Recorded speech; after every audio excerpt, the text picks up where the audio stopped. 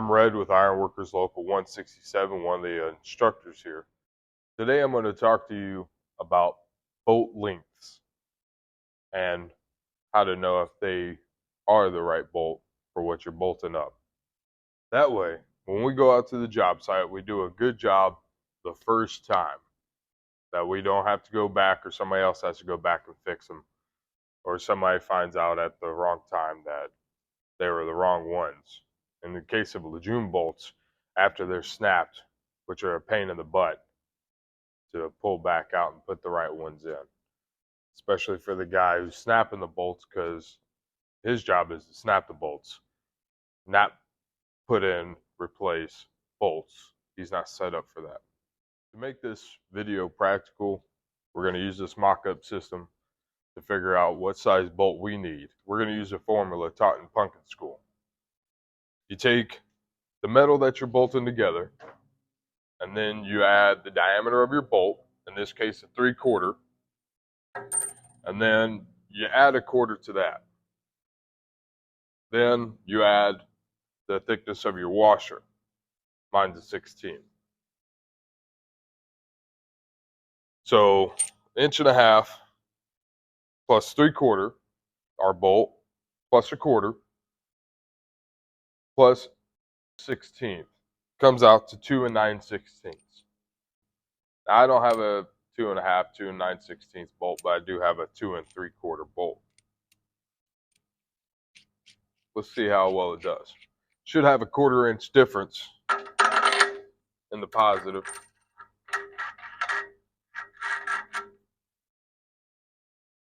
And we do. We got 1/4 inches of thread sticking up from the top. So that 2 9/16, if we had that proper bolt, we would have a flush nut. That's when the end of your bolt is flush with the top of your nut. Anything less, if the end of your bolt is less than flush, it's unacceptable. Do not do it. Go and find the right bolt, or wait until they get you the right bolt.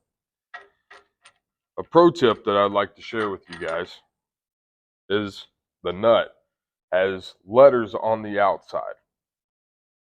Those letters need to be facing out so that the bolt inspector can see those letters. I've been on jobs before where the nut was turned backwards and this little washer part was facing out, and the bolt inspector had us go and turn them all the right way. If it's Lejeune bolts and they're already snapped, and you got to turn that nut around, what you have to do is you have to take that bolt out after you've broken it loose and throw it away, and then go and get another bolt, which increases the cost of the project, not to mention the manpower that has to go back and fix that, which all can be avoided if done right the first time, which is the purpose of this video. The other thing I would like to talk about when choosing your bolt length, you got to keep an eye out for, is this shank here. The shank is a solid piece of metal opposed to the threads, which is a smaller diameter, right? And the reason they have the shank on there, and that the shank does matter, is because of the shear plane that happens when you have different pieces of metal bolted together. The shear plane is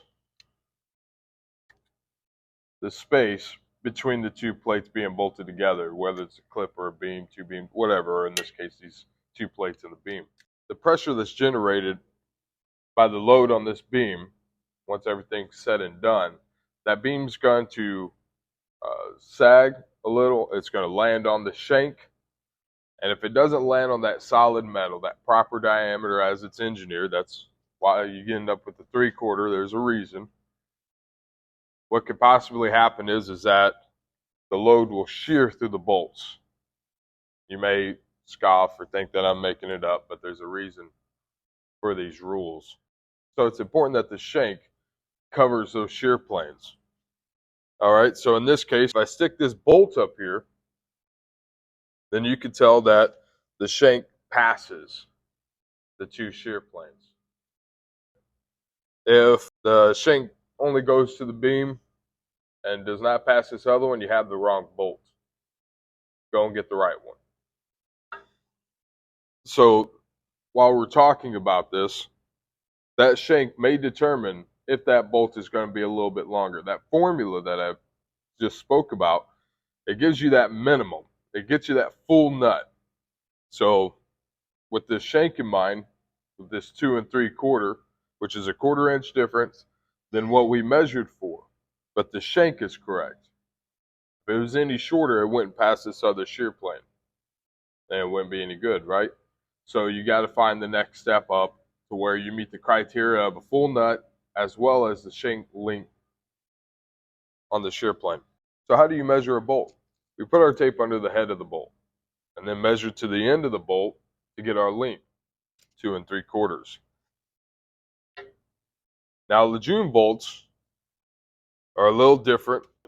The end is actually right here at this line because that's what's going to be left. Once this nipple is snapped off, the end of the bolt will be right there. So you measure it to that. That tells me that this bolt here is a 2-inch Lejeune bolt. Now I'd like to talk to you guys about what if the two pieces of iron that you're bolting together are different thicknesses. You have a smaller and a bigger, right? I'm going to use my speed square here to represent a 1/4 inch piece of iron, and then of course our 1/2 inch piece of iron here. This shank, as you can tell, is small, probably about 3/8 or so. So if I was to take this, and let's just say it was just like this, and I put my bolt facing up, what will happen is that my shank does not get past this 1/2 inch piece of iron. Well, that's a problem, right? Because of the shear factor. Now this is just for this scenario. I'm not saying it applies to here. Okay, there's different rules with this kind of setup. But if I take that bolt and I turn it this way, the shank now passes past the shear plane, and I'm able to bolt it up. Now on the reverse side, if you have a longer shank and it sticks up past the iron, that's no good. What's going to happen is when you put the washer and the nut on, it's going to shank out and it will snap the bolt, but it'll be loose. It never got tight iron. That's unacceptable as well, and to get them off is a pain in the sometimes. So you have to watch out for shanks that are too long as well. Well, I hope you enjoyed today's video. Be sure to save it and share it with your ironworker buddies. Hope you have a good, safe, and productive day. Stay cool.